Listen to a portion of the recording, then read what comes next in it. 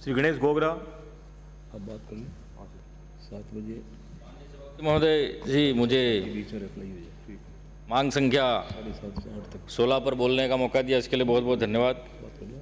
सबसे पहले मैं मुख्यमंत्री जी का धन्यवाद करना चाहूँगा और थोड़ी ना बोलेंगे कोई लोग। कि इन्होंने स्वागत कक्ष रजनी गुड्डा और थाना में तुरंत एफआईआर कटेगी।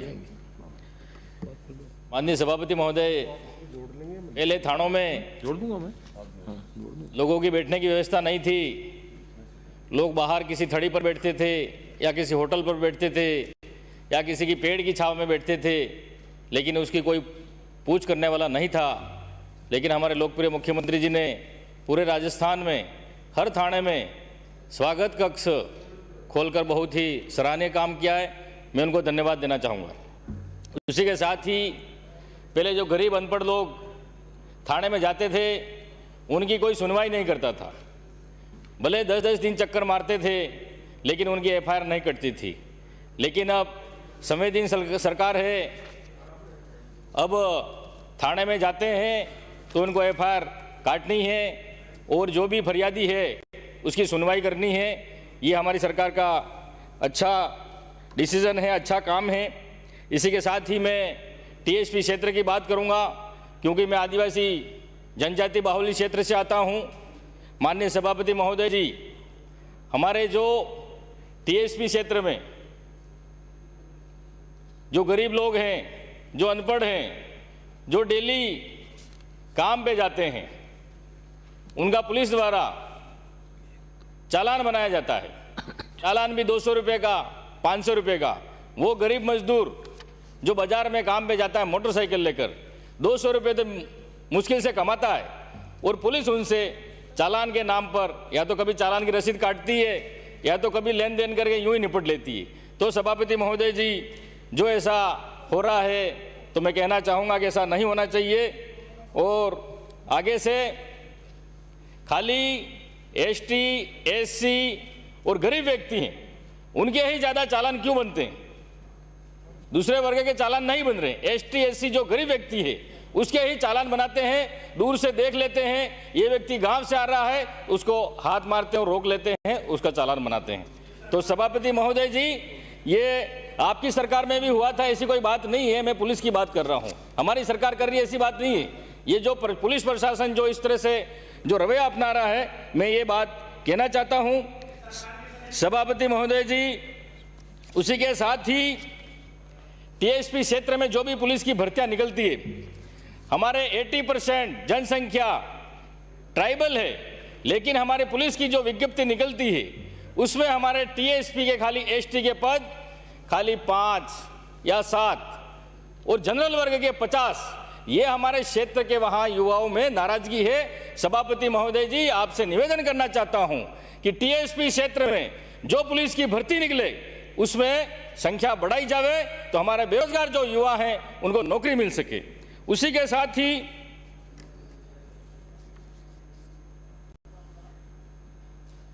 थानों में, चौकियों में कई वर्षों से वहां बैठे हुए हैं थानेदार 5-5 साल तक। सिपाही भी चौकियों में बैठे हुए हैं, थाने में बैठे हुए हैं 5-5 साल, 7-7 साल हो चुके हैं।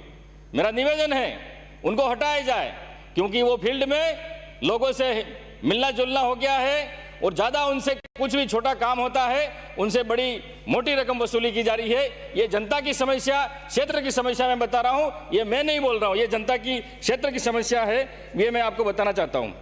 उसी के साथ ही माननीय सभापति महोदय जी, टीएसपी क्षेत्र में जनसंख्या के आधार पर पुलिस थानों में और चौकियों में थानेदार और सिपाही लगाए जाएं, क्योंकि यहाँ बाहर के थानेदार और सिपाही जो लग रहे हैं, जो चौकियों में हेड कांस्टेबल लग रहे हैं, जो थानों में यहाँ से थानेदार या डिप्टी जो लग रहे हैं, यहाँ की भाषा न तो हमारे वाले समझ सकते हैं और हमारी वाली भाषा इधर वाले समझ नहीं सकते हैं। वागड़ी भाषा यहाँ के अधिकारी नहीं समझ सकते हैं, तो जो फरियादी जाता है वो फरियादी कुछ और कहता है और यहाँ के अधिकारी कुछ और समझते हैं। तो मेरा आपसे निवेदन है, जो टीएसपी क्षेत्र में जो हमारे अधिकारी हैं, कर्मचारी हैं, जैसे बांसवाड़ा के हैं, उनको डूंगरपुर लगाया जाए। जो डूंगरपुर के जो अधिकारी हैं, जो कर्मचारी हैं, उनको उदयपुर लगाया जाए, इनका जिला चेंज किया जाए। लेकिन अभी पता नहीं कौन सी नियम प्रक्रिया बनाई है कि टीएसपी वाले जो हमारे जो भी एसएचओ हैं, थानेदार हैं, कर्मचारी हैं, उनको नॉन टीएसपी में डाला गया है। ये कौन से नियम के अंतर्गत डाला गया है? आखिर कब तक ऐसा चलेगा हमारे साथ? एसटी, एससी, ओबीसी और माइनॉरिटी के साथ हमेशा भेदभाव किया जाता है और किया जा रहा है। ऐसा क्यों? जब हम संविधान की बात करते हैं लेकिन हमारे लोगों के साथ आज भी अन्याय हो रहा है। सभापति महोदय जी, मैं आपके माध्यम से यह कहना चाहता हूं,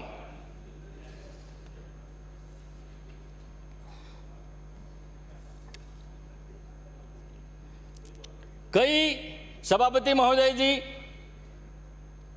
हमारी संस्कृति है, परंपरा है, हमारे घर में वार त्योहार में पहले भी मैंने ये बात बताई है कि हमारे वार त्योहार पर 1-2 बोतल घर में रहता है, लेकिन पुलिस वाले उसको खाली 2 बोतल ले जाके उसको 10 बोतल का मुकदमा झूठा बनाते हैं। ऐसा क्यों? वो कहते हैं कि हमारा टारगेट है। तो टारगेट ये दे कौन रहा है उनको? ये टारगेट कहां से आ रहा है? लेकिन जो अंग्रेजी शराब है, जो गुजरात जारी है, वहां इनका टारगेट नजर नहीं आ रहा है। लेकिन गरीब आदिवासी जो झोपड़े में बैठा हुआ है, वो इसकी संस्कृति, परंपरा, मौत मरण पे, शादी ब्याह पे ऐसा जो रखता है, वो हमारे पूर्वजों के पूछते हैं, धार लगाते हैं, वहां पर इनको 2 बोतल की, इनको 10 बोतल झूठा पानी डाल के ऐसे मुकदमे झूठे बनाए हैं। सभापति महोदय जी, आपसे निवेदन है, ऐसे जो झूठे मुकदमे जो हमारे टीएसपी एरिया पर जो लोगों पर लगा है, उन मुकदमों को वापस लिया जाए। इसी के पहले, थोड़े दिन पहले ही काकरी डुंगरी कांड हुआ था, वो पूरा राजस्थान, हिंदुस्तान जानता है। वहां पर बाहर के लोग आए थे, बाहर से आए थे, लेकिन मेरे विधानसभा में उपद्रव हुआ था। अब वहां पर हाईवे के आसपास जो गरीब लोग हैं, जो बेचारे को जानते ही नहीं है, उनको परेशान किया जा रहा है, उनको पुलिस झूठे मुकदमे में फंसा रही है। जो करने वाले थे वो करके भाग गए। तो मेरा आपसे निवेदन है, जो निर्दोष हैं, जो झूठे मुकदमे किए हैं पुलिस ने, वो मुकदमे वापस लिया जाए। ये सभापति महोदय जी, ये मेरा आपसे निवेदन है। और सरकार से भी निवेदन करना चाहूँगा और मुख्यमंत्री जी से भी निवेदन करना चाहूँगा कि ये झूठे मुकदमे वापस लिया जाए और हमारे क्षेत्र की जनता के साथ न्याय करें। उसी के साथ ही आए दिन हमारे कहीं पर काकरादरा है, शिशोद है, माथुगमड़ा है, बलवाड़ा है, वहाँ आए दिन पथराव होता है। मैंने भी पुलिस को कई बार कहा कि यहाँ पर आप गश्त लगाएं, लेकिन वहाँ पर लूटपाट, चोरी, उस तरीके से जो घटनाएं घट रही है, मैं आपसे निवेदन करना चाहूँगा, शिशोद, सतीरामपुर और कोटाना, यहाँ पर शिशोद में थाना और कोटाना, सतीरामपुर और बलवाड़ा यहाँ पर चौकी खोली जाए तो हमारे क्षेत्र में थोड़ी शांति बनी रहेगी। सभापति महोदय जी, मैं आपसे निवेदन करना चाहूँगा कि एक जैसलमेर के पोखरण की घटना है, वहाँ आदिवासी का कोई जमीन का मैटर था, उस आदिवासी ने थाने में जाकर आत्महत्या कर ली, आग लगाकर, लेकिन पुलिस ने कोई कार्रवाई नहीं की क्योंकि वो दलित था, आदिवासी था और जो पूंजीपति, जो पैसे वाले थे, उनको छोड़ दिया। तो ये कहाँ का अन्याय है सभापति महोदय जी? एसटी, एससी, ओबीसी और माइनॉरिटी के साथ न्याय होना चाहिए। मैं आपसे मांग करता हूँ। धन्यवाद। जय हिंद, जय भारत।